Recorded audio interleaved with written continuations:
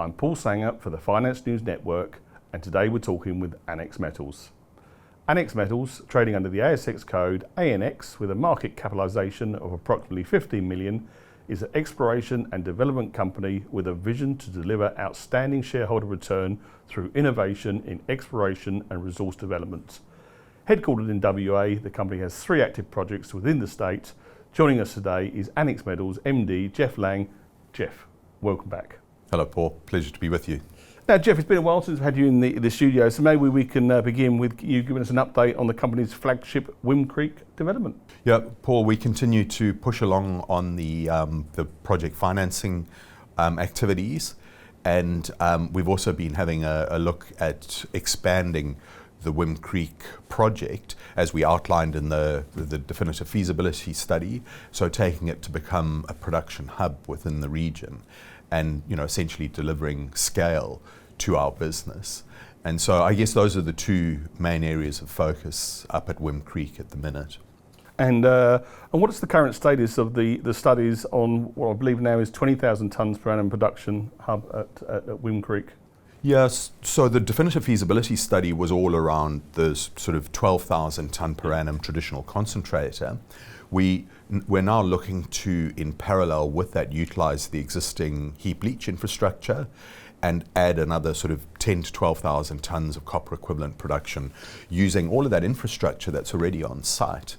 And that will be used by bringing in ore from satellite deposits through this consolidation strategy. So we've already kicked off studies looking into that, how we would refurbish and expand that heap leach infrastructure. Okay, I want to talk about, I believe you're planning to use a unique bioleaching technology to process some of the copper ore. Can you just explain a little bit more detail what this is and how it works? Yeah, sure. So just to, I guess, take a step back, it's, as you say, it's on some of the copper ore. So the main business is still around producing traditional concentrates through a concentrator.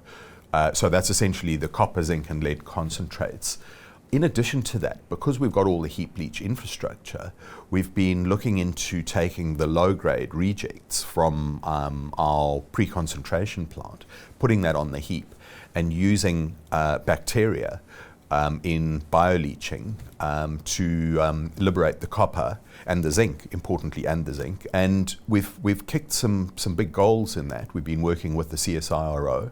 And over about 3 years now, we've developed some very exciting leach technology. And we're not alone in that, but we've cultivated our own Wim Creek bacteria consortia, and we've delivered some encouraging results. And we expect that this bioleaching will deliver a lot of upside for us on the low-grade material that's sub-economic to go through a concentrator. And using it on that, the low grade ore, as you said, it means you don't have to use as much acid, so it's a bit more of an environmentally friendly way of processing that lower grade ore. Would that be correct?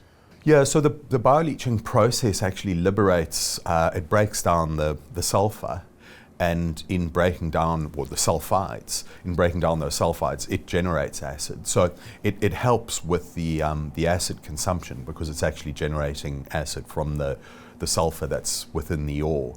So absolutely, it's from a carbon footprint perspective, it's a very good process. And as I say, we're not the only ones looking at it. All the major companies are looking at this technology. It's highly sought after. Sure it is. And you touched on this a little bit earlier. You mentioned that plans for Wim Creek to serve as a processing hub solution for multiple Pilbara projects.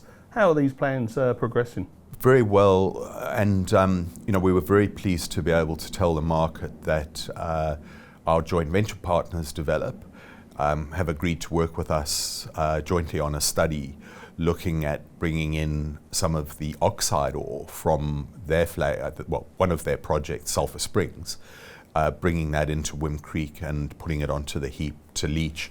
So we see that as the first step in what will be a larger accumulation of assets or access to assets.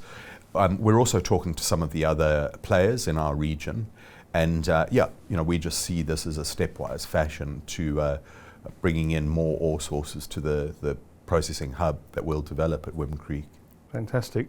And regarding the project development, what's the current status of the debt funding proposals? They progressed, I think, since we last spoke. Yeah, so as I said, that's been a key area of focus. We've been working with a number of trading companies and mining funds and dealing with a lot of due diligence questions. We were also very pleased to announce just the other day that we have received non-binding term sheets. And so we're obviously now progressing to get those to a more formal state. You know, we're very pleased to be able to be working with a combination of traders and I guess other more traditional financiers. And, you know, we think that we'll likely end up with a sort of a hybrid ultimately, where we have a trader providing some financing for offtake, and then a sort of more traditional group becoming the principal financier. And what are we right in saying, you know, base metals have been pretty volatile the last 6 or 7 months, but, you know, copper in particular has become, you know, a frontline and centre. A couple of the big brokers have put huge upgrades through on their copper forecasts for the short and medium term. Has that in turn created a bit more, you know, I guess, leverage for you with conversations you're having with debt funding and off-takers? Yeah, absolutely, Paul. We've seen a turnaround in the last 2 to 3 months in the focus, I think, and the interest in the company from financiers, investors. That finally, you know, we've been sort of looking for the step change in the copper industry, and I think finally it's sort of really taking grip. And the markets are coming to understand that not only is the demand going to continue to drive up, but the supply side, that's where the challenge is. The supply is just not going to keep up. And of course, you know, although we're going to be a modest producer, we will provide near-term supply within Australia and the Pilbara. You know, what better place to be producing copper? So, yeah, you know, we've certainly seen a change in the last 2 to 3 months. Now, and Wimquick's not your only project, so maybe you could give us an update on the companies, is it Evelyn and Salt Creek Resources? So Evelyn and Salt Creek both fit within the greater Wimquick project itself, but we've highlighted them because both of them are they're high-grade deposits that will come into the production profile in the second half of the development. They'll both be underground mines. We've got reserves at both of them, but importantly, they're both open at depth. Evelyn's only been drilled to 170 metres, and the last hole that went in there was extremely encouraging, you know, running at several percent copper and zinc. So at 170 metres, it could still go a long way down. So we do plan to do some drilling in the not too distant future at Evelyn, just to see how much we can extend that by. Salt Creek is similar, but it's a deeper. It's been drilled to about 400 metres, but again, completely open at depth. So those are, I guess, from an organic growth perspective, 2 important parts of the story. Yeah, no, absolutely. And I guess what, you know, investors like to know is what key news flow should investors and shareholders anticipate for the remainder of 2024? I think the key bits of news that will come out over the near term will be updates on the study work of the processing hub, specifically around the joint study that we're doing with Develop. Mm-hmm. We will look forward to also providing the market updates on the funding. And, you know, we see that probably be the key announcement that'll come out over the next couple of months, when we're able to announce binding terms on some of these discussions that we've been having. And then just back to Evelyn and Salt Creek, if we are able to get in and do some drilling there, we'd be looking forward to updating the market on what we find at Evelyn. Geoff, there seems to be a lot going on. The funding news we will watch very, very closely, because that could be an absolute game changer for Anax. And many thanks for your time. It's a pleasure having you here today. Thanks, Paul.